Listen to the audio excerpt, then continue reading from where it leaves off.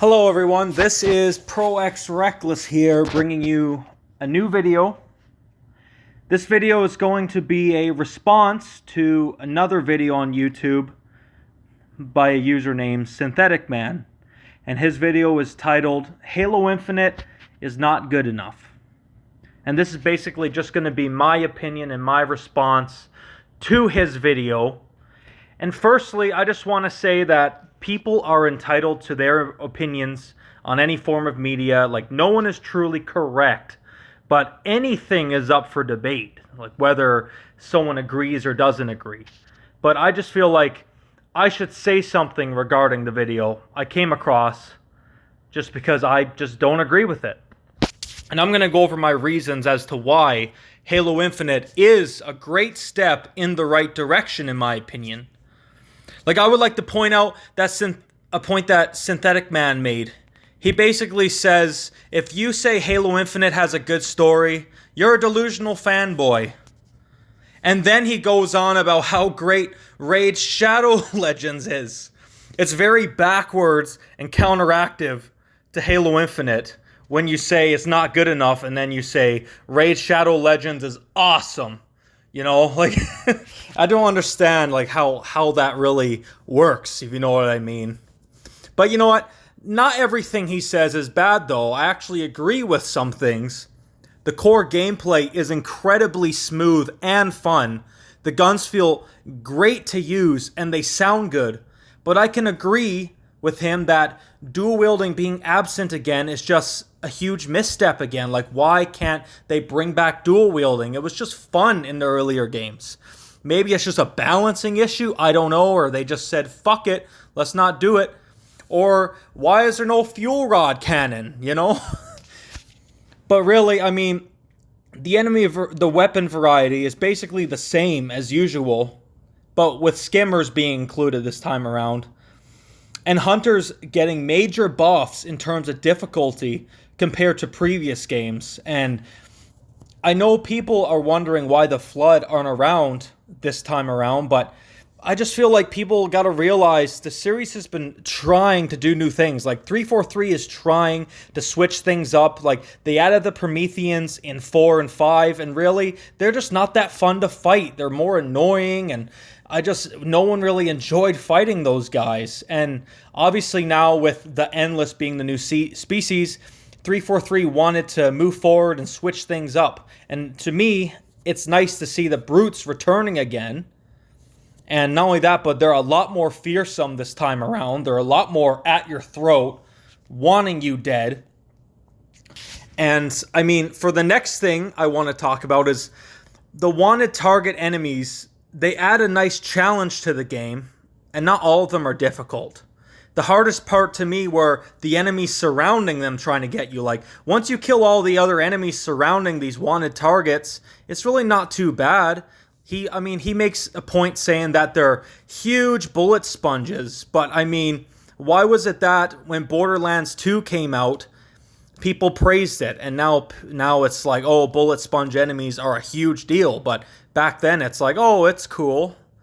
I mean, yes, Borderlands 2 and Halo Infinite are very different games, but I mean, bullet sponge enemies have been around for years, and that's just the way it is now. If you're not gonna have an enemy like a mini boss have the same amount of health as a grunt. Like, they're meant to be bosses. That's why they have more health now. And now, in terms of the hunters, him saying that they're way too difficult now in the game. Like, yes, they're a challenge. They're not a pushover anymore. In the earlier games, all you have to do is get them to swing at you, go behind them, and shoot them in the back. This time around, like, you have to really push yourself to kill them. And I actually like that. They're actually very intimidating now. I was actually scared to fight them. Even with vehicles, like, I mean, they'll mess your day up. So really, that's just pure opinion if you like them or not. But I think it's a nice bit of challenge finally with them, you know? But anyway, in terms of the level design, I will agree that some of the linear level designs are a bit samey feeling.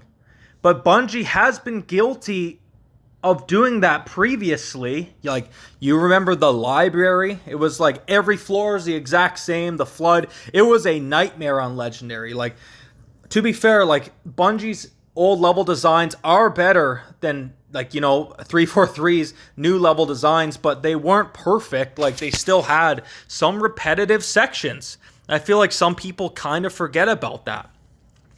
The open world of Infinite is definitely a bit average feeling to me in terms of the emptiness of it, with the same points of interest in the world, like the fobs, the wanted enemies, the banished bases, which are fun. You know, helping squads out, destroying propaganda towers, listening to the grunts complain, and, you know, finding the collectibles in the world. It's not really that bad to me. It keeps you occupied, but sure, it does get a bit repetitive, you know, with the same points of interest, but it's just there to kind of keep you, you know, tided over. But now onto the main part of the game, the story. Synthetic Man said the game's story is garbage, and the characters were garbage, which I completely disagree with. I mean, he can have his opinion, but I disagree wholeheartedly. I genuinely enjoyed the characters. Echo 216 was just trying to survive on his own, and he was alone for a long time in space, thinking he was going to die. But he saved Master Chief while he was floating through space, and then Master Chief saved his life. It shows that the Chief isn't flawless. Sometimes he can't do things perfectly. Atriox defeating the Chief in the beginning was a testament to the powerful foe that he is. Master Chief admits Atriox beat him in every sense possible, while him and Echo 216 had an emotional moment together. While Echo 216 was beating himself up, saying all he does is make mistakes, Chief said he does too, and it's because he's human. Echo gets frustrated at Chief because he felt like Master Chief was going to get him killed, and he just wanted to go home. But the thing is, though, he never knew of the true dangers of letting the Banished repair the ring. And Master Chief tries to build him up and stop him from being a coward and giving up. And eventually, later on, he's a bit courageous.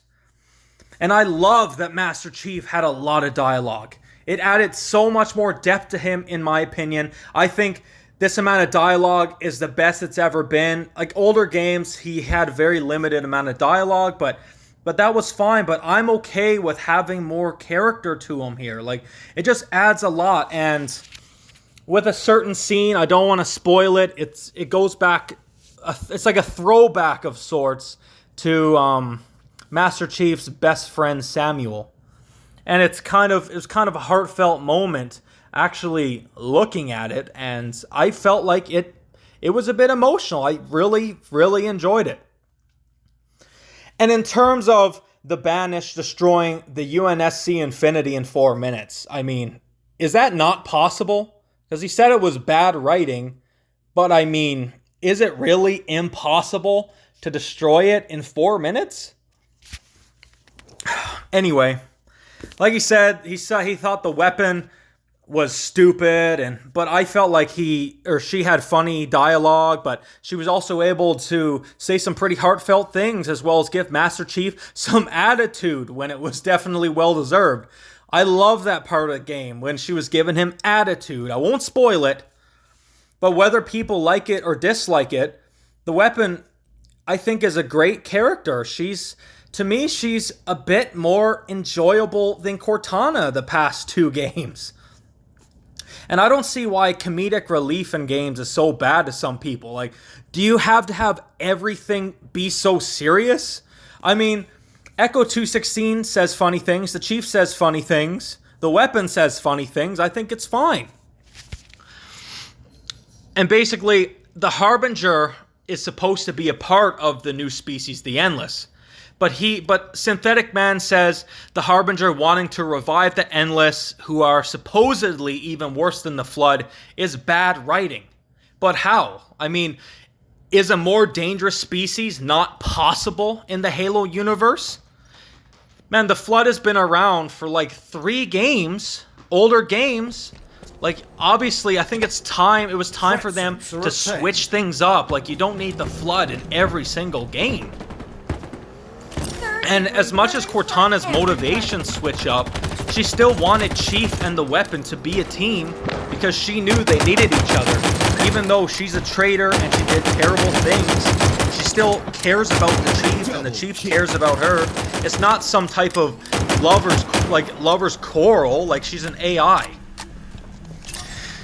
But anyway, Synthetic Man said he doesn't care about stories in video games because he thinks they're all shit. And if you want a good story, go read a book. I just think there's so much wrong with this thinking. To claim there are absolutely no good stories out there. Why even play story-based games anymore then? Stick to games with no campaign mode to save yourself the trouble. I mean, what about Ghost of Tsushima? That's a recent game. I thought it was a great story. It was about honor and losing your honor and, you know, fighting for who you are, and I thought it was excellent. But, I mean, also not relating to Halo, but what about the story of The Last of Us? Or Persona 5, or Resident Evil 7, Nier Replicant, Nier Automata, which are, like, Replicant and Automata have heartbreaking stories. They're excellent writing. I mean, come on. And I just think maybe you need to expand your horizons a bit and keep your standards off of a high pedestal, because what you're essentially doing is comparing what you currently play to literally everything else, which is going to suck the fun out of any game for you. It's going to make you an elitist version of a critic. But moving on, the multiplayer is great fun to be had. It just needs more maps and it needs a better battle pass. It definitely needs some improvement. This is easily the best gameplay Halo has ever had. I know some people don't like sprint or the fast movement, but you gotta move forward, not backwards. You can't just expect slow walking movement at like the old games. These are just bigger games. Come on, you need to move forward and take off the nostalgia goggles from time to time. The music, to me, gives a pure nostalgic trip. I'm not going to say it's better than 3 or the original trilogy. I mean, to me, it's still good, though. It just, even if there are some older tracks remade and stuff, I just think it just added to that nostalgia, and I really enjoyed it. My only major complaint is there's no co-op campaign at launch, again, or Forge mode. And I get that development has been rough, but come on. Who wants to wait months to play campaign with friends? I get it'll be eventually released, but having to wait like 6 months, it's like people aren't really going to be interested anymore. That's why it should be at launch, or at least been delayed a bit longer. I mean, but yeah, I get it. You know, Microsoft's probably pushing it, but it's released now. I mean, this is the game you got. So, I mean, that's all I have to say. I have no personal issues with someone's opinions, but I feel like I'm entitled to my opinions as well, whether you agree or not. Thank you for watching. Make sure to leave a like and subscribe. And if you just didn't like the video, I mean, I guess just roast me in the comments, I guess. I'm sorry, but I just felt like it needed to be said. Thank you for watching.